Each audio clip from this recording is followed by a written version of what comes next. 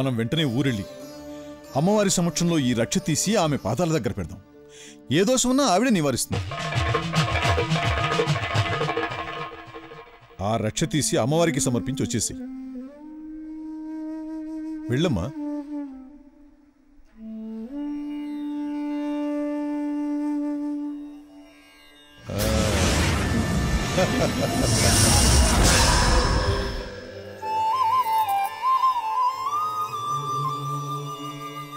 అమ్మా, నువ్వు నా బాగు కోసం ఈ రక్షని నాకు పంపించావు.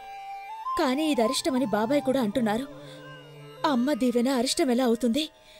లోకం కోసమైనా నువ్వు పంపించిన ఈ రక్ష నువ్వే తీసుకో.